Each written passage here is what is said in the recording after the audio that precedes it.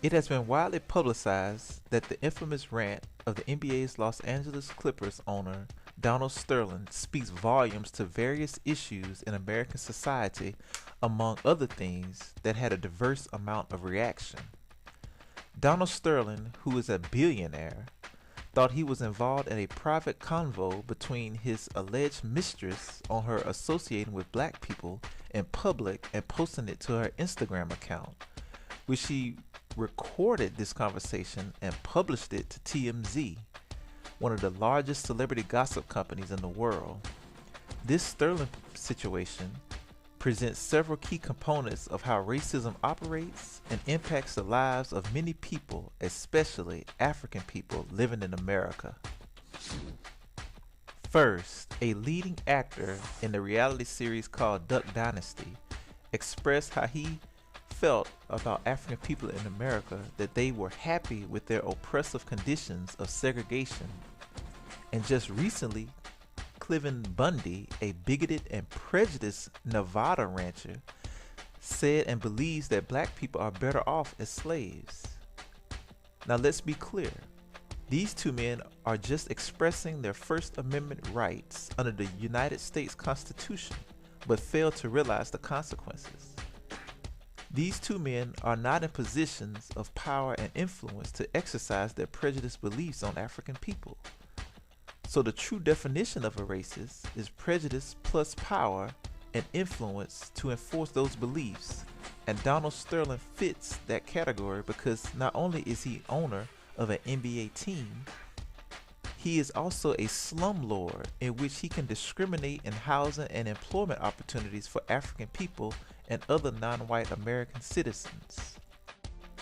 Secondly, the alleged mistress, who is of black and Hispanic heritage, displayed many signs of self-hatred by wanting to bleach out her own skin complexion, as Sterling tells her that he doesn't even acknowledge her black African roots. Self-hatred amongst ourselves is a catalyst for hindering a lot of what we want to accomplish and need to accomplish in our communities.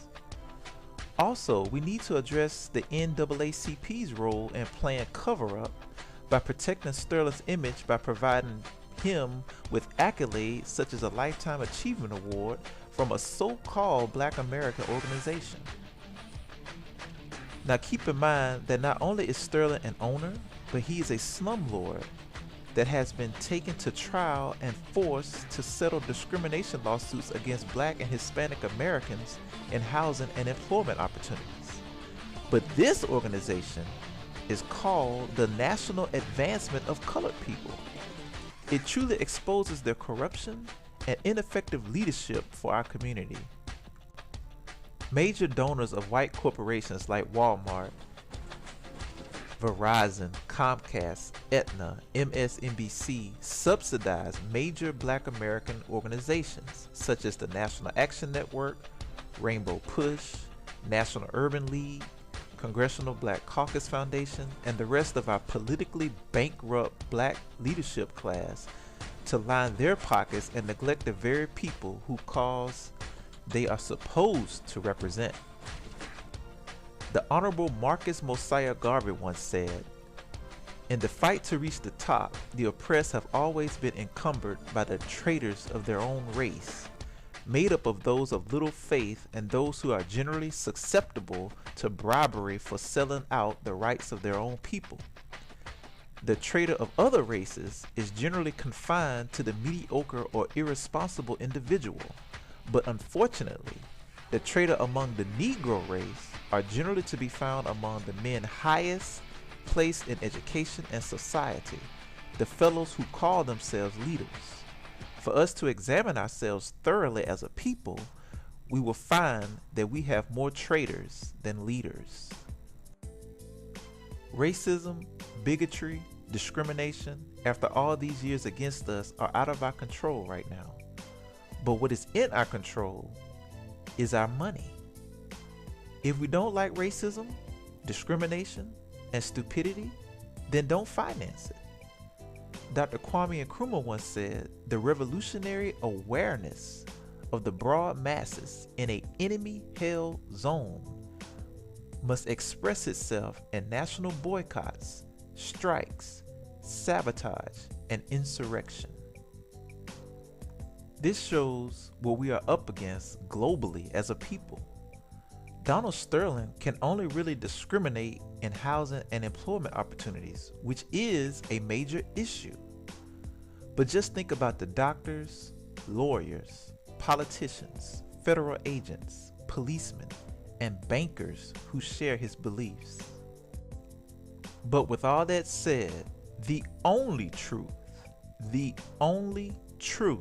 Donald Sterling expressed in his infamous rant was the treatment of African people in the so-called Holy Land of Israel, founded upon by the so-called Jews with the help of imperialist Western powers conquering the land of a Palestinian Arab nation.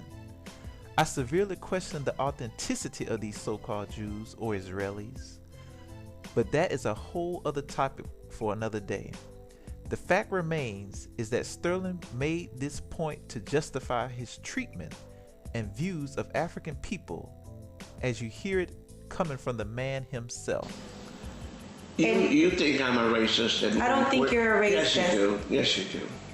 I think you Evil heart. I don't think so. I think you have an amazing heart, honey.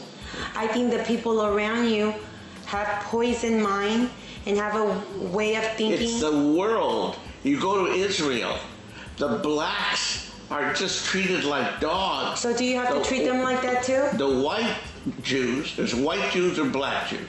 Do you understand? And are the black Jews less than the white Jews? 100%, 50, 100%. And is that right? It is the question. We don't evaluate what's right and wrong. We live in a society. We live in a culture.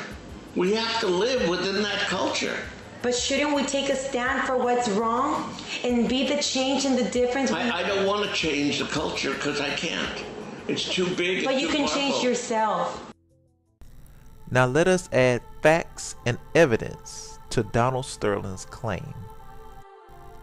For several years, Israel has been rounding up African migrants in the first stage of a controversial emergency plan to intern and deport thousands deemed a threat to the Jewish character of the state. Israeli radio reported that dozens of Africans, mainly from South Sudan, have already been detained in the Red Sea resort, including mothers and children. The Israeli government wants to get rid of 60,000 African migrants, whose numbers are seen by many Israelis as a law and order issue and even a threat to the long-term viability of the Jewish state, according to the Israeli Prime Minister Benjamin Netanyahu. For some in Israel, built by immigrants and refugees, internment and deportation are bad solutions that may damage the international image of the country needlessly. The inflammatory comments of Israeli politicians have stoked protests and attacks against African migrants in recent months. One protester said it is sad to see how Israeli people hate black people. At the moment, it is okay to be racist in Israel. On the news, Israeli citizens call Africans all manner of derogatory names. Some Israeli politicians, including Benjamin Netanyahu, call black people a cancer. They say we do not need to absorb new people from Africa. They curse us like they used to curse African Americans in the United States. Everybody should think about the commonalities of human nature. I consider myself a Jewish Israeli, but I am ashamed of my country. In my neighborhood, people have scrawled graffiti saying black people go back to your country. They curse us like they used to curse African Americans. This is just one account of one African of how he's been treated in Israel. People live in bad conditions and most of them have no work. Now Israeli businesses do not want to give them work. The migrants are worried about their security, about their kids, and I guess they must have expected a much kinder reception. The United Nations High Commissioner of Human Rights representative in Israel issued a rare press release Israel's new laws and policies do not live up to the spirit of the 1951 Refugee Convention, criticizing Israel and calling on the government to consider alternatives to its current policy of warehousing migrants. The representative, Walpurga Elibreach, said, "I am particularly disquieted about the purpose of the so-called open residence facility in Holat, which in its current form and despite its designation as open, would appear to operate as a detention center from where there is no release. This means, in effect, indefinite detention." A report revealing that African women immigrating to Israel were subject to mandatory contraceptive injections, effectively amounting to a forced sterilization, made global headlines. Some 130,000 Ethiopians, most of them Jewish, live in Israel. The community experiences higher poverty and unemployment rates than the rest of the country's Jewish population. In the past decade, the birth rate among Ethiopian Israelis has declined by at least 20%. Advocacy groups now claim this decline is the result of a birth control regimen forced upon Ethiopian immigrant women. According to an article in Haaretz, an Israeli news source, one Ethiopian immigrant said that the doctors who injected her claimed that people who frequently give birth suffer, while it is possible, if highly unlikely, that doctors genuinely had the women's health in mind when they forcibly inject them with contraceptives. There is no excuse for depriving women's sovereignty over their own reproductive choices. Israel has acknowledged the issue without admitting any wrong and has vowed institutional changes in healthcare for immigrants. By decree of Israel's health minister, gynecologists have been ordered not to renew prescriptions of Depo-Provera for women in Ethiopian origin if for any reason there is a concern that they might not understand the ramifications of the treatment. Still, intense scrutiny should be applied by women's groups and international organizations to make sure these changes are implemented in full. Moreover, more attention must be paid to the plight of vulnerable African immigrants around the world. And if that wasn't enough evidence for you, let us provide visual proof of how Africans are being treated in Israel.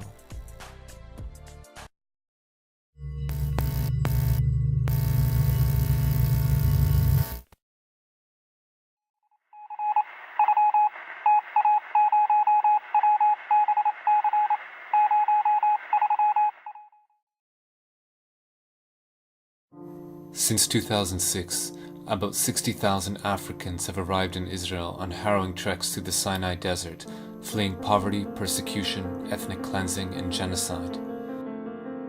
As refugee camps across Africa fill up and Europe closes its gates to asylum seekers, Israel became the next best option, accessible by land and said to be a developed democracy. But instead of providing them with safe haven, Israel is both refusing to grant them any benefits and denying them the ability to work legally to support themselves. Faced with poverty and exploitation, a new nightmare unfolded. עדיין לא מאוחר, אפשר מחר לעשות מעשה, להתחיל לאסוף את המסתננים, לא צריך לחכות לבג"ץ, לא צריך שום דבר.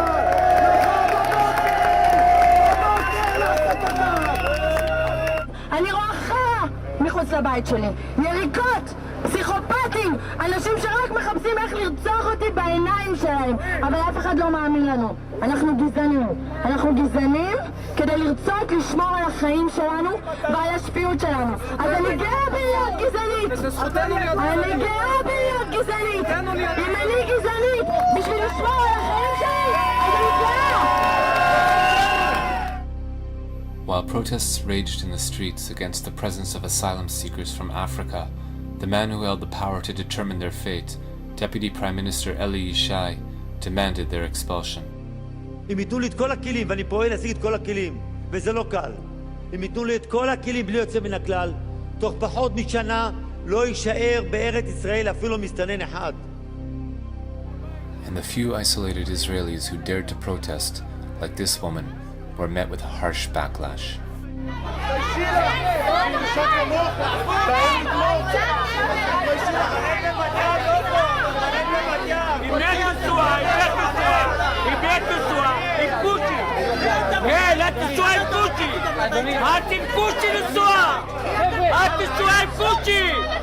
לכי את והוא! תלכי מפה! תלכי! את תשועה עם קושי, לכי! לא מתביישת!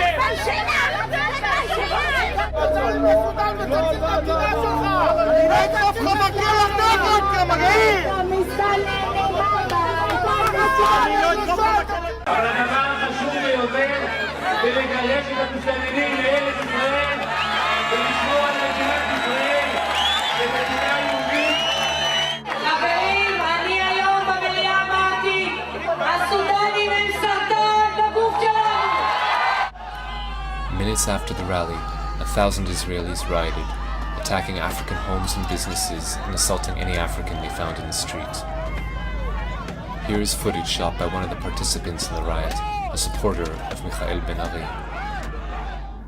Days later, Yulia Shmuelov-Belkovich, at the time a legislator from the centrist opposition party Kadima, called for Israelis who advocate for the Africans to be locked in prison camps alongside the asylum seekers. אני מסכם בדיוק. דרך אגב, מעבירה אותם גם לאותו מקום שאנחנו בונים עכשיו את המחנות, שיעבדו שם. Chief among those targeting the presence of Africans in Israel is a corps of hundreds of state-appointed rabbis, including some of the premier religious authorities in Israel, who issued a letter forbidding Jews from renting apartments to the African asylum seekers and any other non-Jews. Here is a rabbi that we filmed, one of many who labored to promote the religious edict. זה מהלך שניסינו פה להוביל בעיר, לא להזכיר להם בתים, לחץ כזה ולאחר שדיברנו עם בני הקהילה שלנו והסתובבנו, לנסות להקשות עליהם. Though painted as an existential threat, the fact remains that Africans in Israel pose no known security threat to the country. None of them have engaged in acts of terrorism against Israel, and very few, if any, hold anti-Israel opinions. Most are eager to contribute to the prosperity and well-being of the country. So why are they being demonized, and why is the government so determined to deport them? Prime Minister Benjamin Netanyahu previously warned that if the level of Arab citizens of Israel exceeds 30% of the general population, Israel could become a binational state and would lose its Jewish character.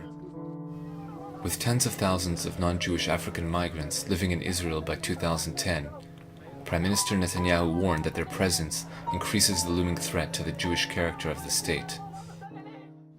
אנחנו הצלחנו לבלום את הכניסה של המסתננים מאפריקה לישראל, אחרי שהיינו באיום של כניסה של מאות אלפים.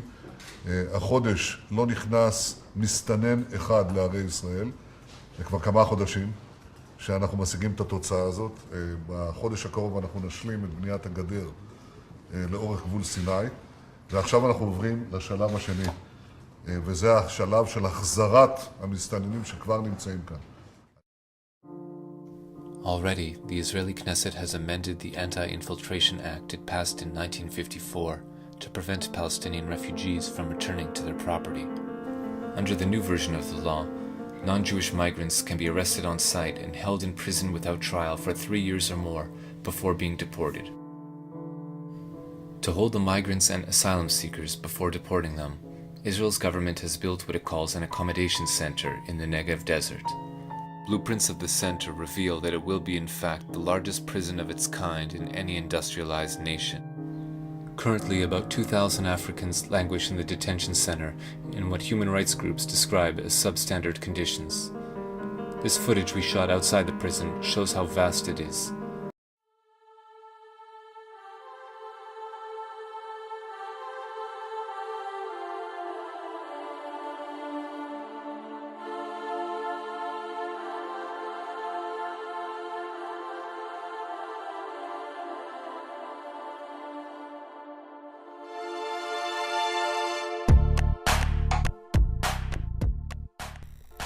There needs to be intense scrutiny and pressure placed upon this oppressive Israeli government by women's groups, international human rights organizations, to further heighten the awareness and gain world opinion to the plight of Africans and non-Jewish migrants that are oppressed in this so-called Holy Land. But we cannot lose sight of the role Africa must play as well. These African organizations need to step up and develop courage and strongly condemn the treatment of her own sons and daughters. One of the ways Africa can help prevent her sons and daughters from having to migrate to other countries where they will be oppressed, mistreated, and discriminated is by adopting a sense of nationalism that will lead to Pan-Africanism. This will help African nations like a Sudan, like a Ethiopia, to become self-sufficient with her natural resources, to produce jobs and stability to her people at home.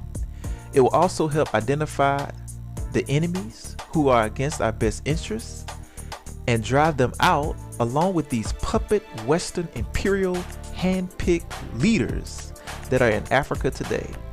Africa has to play this role, or the problems will continue forevermore.